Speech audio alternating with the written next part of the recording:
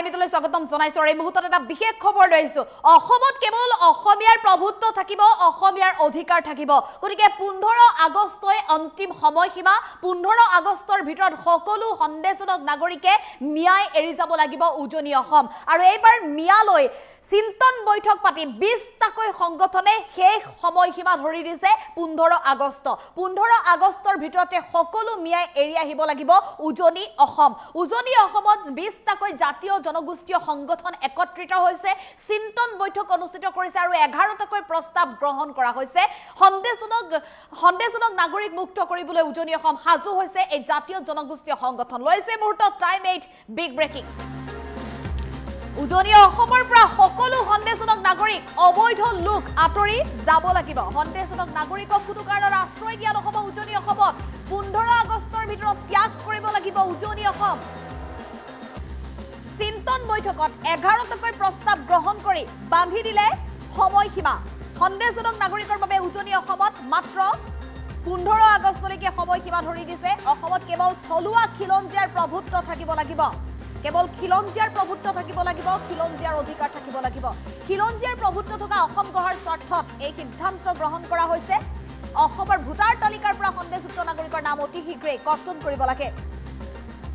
নাগৰিকক সন্দেহযুক্ত নাগৰিকক চিনাক্ত আৰু বিতৰণ কৰিব লাগিব উচ্ছেদৰ বিৰুদ্ধাচৰণ কৰা লোকসকলক ৰাষ্ট্ৰদ্ৰোহ আইনৰ অধীনত গ্ৰেপ্তাৰ কৰিব লাগে 20টাকৈ জাতীয় জনগোষ্ঠীয় সংগঠনে চিন্তন বৈঠক পাতি বান্ধি দিলে এই চৰ্ত আৰু সময়সীমা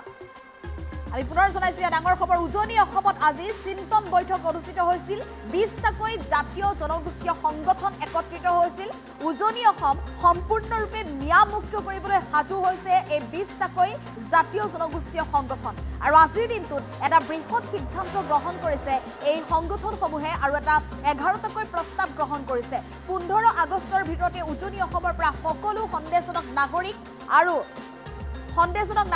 অবৈধ বেদখলকাৰী আঁতৰি যাব লাগিব চিন্তন বৈঠকত 11টাকৈ প্ৰস্তাৱ গ্ৰহণ কৰি সন্দেহজনক নাগৰিকক 20টাকৈ জাতীয় জনগোষ্ঠীয় সংগঠনে বান্ধি দিলে সময়সীমা আৰু নিৰ্ধাৰিত সময়সীমাৰ ভিতৰত যদি অবৈধ বেদখলকাৰী আৰু সন্দেহজনক নাগৰিকে উজনি অসম এৰি নাহে তেনেহলে কিন্তু বৃহৎ সিদ্ধান্ত গ্ৰহণ কৰিবলৈ সাজু হৈছে এতিয়া 20টাকৈ জাতীয় জনগোষ্ঠীয় সংগঠন থলুৱা লোকৰ সুৰক্ষাৰ বাবে জনগোষ্ঠীয় লোকৰ সুৰক্ষাৰ বাবে খিলঞ্জীয়া লোকৰ সুৰক্ষাৰ বাবে 20টাকৈ জাতীয় জনগোষ্ঠীয় সংগঠন একত্ৰিত হৈছে আৰু চিন্তন বৈঠকত মিলিত হৈ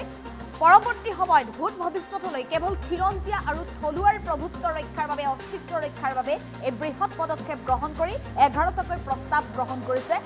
20টাকৈ জাতীয় জনগোষ্ঠীয় সংগঠনে অসমত কেৱল থলুৱা খিলঞ্জীয়াৰে প্ৰভুত্ব থাকিব লাগিব খিলঞ্জীয়াৰ প্ৰভুত্ব থকা অসম গঢ়াৰ স্বাৰ্থত অবৈধভাৱে থকা সকলো সন্দেহযুক্ত নাগৰিকক চিনাক্ত আৰু বিতৰণ কৰিব লাগিব অসমৰ ভোটাৰ তালিকাৰ পৰা সন্দেহযুক্ত নাগৰিকৰ নাম অতি শীঘ্ৰে কৰ্তন কৰিব লাগে উচ্ছেদৰ যিসকলে বিৰুদ্ধাচৰণ কৰিছে উচ্ছেদৰ বিৰুদ্ধাচৰণ কৰা লোকসকলক ৰাষ্ট্ৰদ্ৰোহৰ আইনৰ অধীনত গ্ৰেপ্তাৰ কৰিব লাগে যিসকলে উচ্ছেদৰ বিৰুদ্ধে ওলাই আহিছে এই লোকসকলৰ বিৰুদ্ধে কঠোৰ গোচৰ তৰিব কঠোৰ আইনৰ অধীনত গ্ৰেপ্তাৰ কৰিব লাগে 20টাকৈ জাতীয় জনগোষ্ঠীয় সংগঠনে এনেধৰণে 11টাকৈ প্ৰস্তাৱ গ্ৰহণ কৰি এই চৰ্ত আৰু সময়সীমা বান্ধি দিছে 15 আগষ্টৰ ভিতৰত সকলো সন্দেহজনক নাগৰিকে এৰি আহিব লাগিব উজনি অসম কোনো কাৰণত উজনি অসমৰ কোনো স্থানতে থাকিব নোৱাৰিব এই সন্দেহজনক নাগৰিকে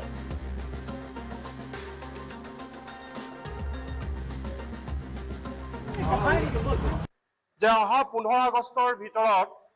উজনি অসমৰ পৰা সকলো সন্দেহযুক্ত বাংলাদেশী নাগৰিকে উজনি অসম ত্যাগ কৰিব লাগে আজি মূল কথাটোৱে হ'ল অহা 15 তাৰিখৰ ভিতৰত উজনি অসমৰ পৰা সন্দেহযুক্ত নাগৰিকে এই স্থান ত্যাগ কৰিব লাগিব 2 নম্বৰ অতি গুৰুত্বপূৰ্ণ কথাটো হ'ল এই সাম্প্ৰতিক পৰিস্থিতিত আমাৰ শিৱসাগৰৰ খিলঞ্জীয়া থলুৱা সংগঠন জাতীয় সংগঠনসমূহে সন্দেহযুক্ত নাগৰিকৰ চিনাক্তকৰণ কৰিবৰ কাৰণে এক সৰজমিন তদন্ত নিজাববীয়াকৈ কৰা হৈছিলে তেনে ক্ষেত্ৰত সেই কাম কৰিবলৈ যাওঁতে সন্দেহযুক্ত কিছু নাগৰিকে আমাৰ সংগঠনৰ কৰ্মকৰ্তাসকলক আক্ৰমণৰ লক্ষ্য কৰি লৈছিল আজিৰ সভাই পোনপ্ৰথমে আমি সেই বাংলাদেশীৰ পক্ষ লোৱা নিজকে বাংলাদেশী বুলি চিনাকি দি দম্ভ মাৰি খিলঞ্জীয়া সংগঠনৰ নেতা কৰ্মীক আক্ৰমণ কৰা এই ঘটনাত জড়িত থকা ব্যক্তিসকলক শীঘ্ৰে গ্ৰেপ্তাৰ কৰিবলৈ আজিৰ সভাই সিদ্ধান্ত লৈছে কিছু ক্ষেত্ৰত এই অভিযানক বিপথে পৰিচালিত কৰিবৰ কাৰণে আৰু এই শুদ্ধ পথক আমি কৰিবলৈ যোৱা কামখিনিক বদনাম কৰিবৰ কাৰণে একাংশই কিন্তু কূট ৰচনা কৰিছে বুলি আমি জানিব পাৰিছো। গতিকে আমি আজিৰ সভাই কৈছো যে এই কূট ৰচনা অভিসন্ধি আমি উপৰাই আমি কিন্তু সঁচা অৰ্থত জাতীয়তাবাদ আমি প্ৰতিষ্ঠা কৰিবৰ কাৰণে চেষ্টা কৰি আছো। আমি পুনৰবাৰ আজি হুংকাৰ প্ৰদান কৰিছো যে 15 আগষ্টৰ ভিতৰত সকলো সন্দেহজনক মিয়া সম্প্ৰদায়ৰ অবৈধ যিসমূহ আমি সন্দেহজনক বাংলাদেশী বুলি কৈছো তেখেতসকলে তালি টোপোলা বান্ধি উজনি অসমৰ পৰা গুচি যাওক। তেওঁলোক আগতে য'ত আছিলে তালৈ গুচি যাওক, আমাৰ একো ক'ব লগা নাই। আৰু যিসকলে কৈ আছে আমি আইন হাতত তুলি লৈছো, আপোনালোকে কওক। আমি বাৰে বাৰে আহ্বান জনাই আছো,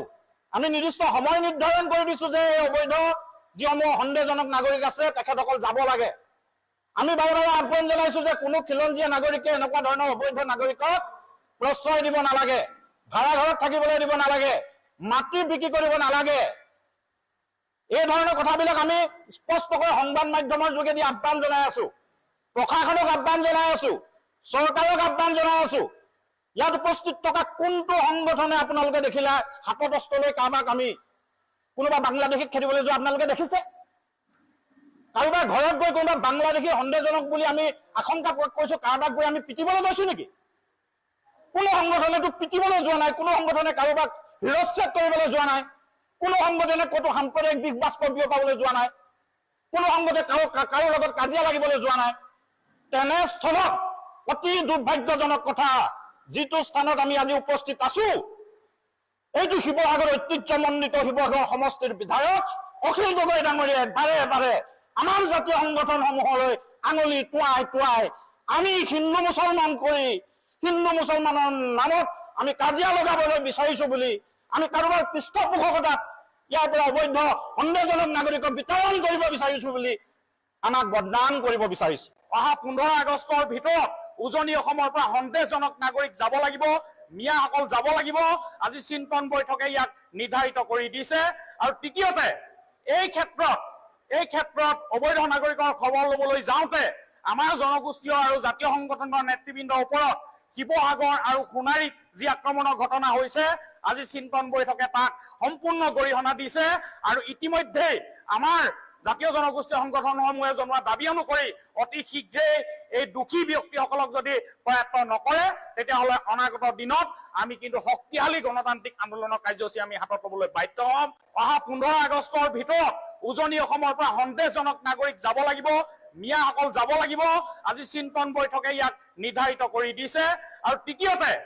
এই ক্ষেত্ৰত অবৈধ নাগৰিকৰ খবৰ ল'বলৈ যাওঁতে আমাৰ জনগোষ্ঠীয় আৰু জাতীয় সংগঠনৰ নেতৃবৃন্দৰ ওপৰত শিৱসাগৰ আৰু সোণাৰীত যি আক্ৰমণৰ ঘটনা হৈছে, আজি চিন্তন বৈঠকে তাক সম্পূৰ্ণ গৰিহণা দিছে। আৰু ইতিমধ্যে আমাৰ জাতীয় জনগোষ্ঠীয় সংগঠনসমূহে জনোৱা দাবী অনুসৰি অতি শীঘ্ৰেই এই দোষী ব্যক্তিসকলক যদি প্ৰয়াত্ত নকৰে তেতিয়াহ'লে অনাগত দিনত আমি কিন্তু শক্তিশালী গণতান্ত্ৰিক আন্দোলনৰ কাৰ্যসূচী আমি হাতত ল'বলৈ বাধ্য হ'ম।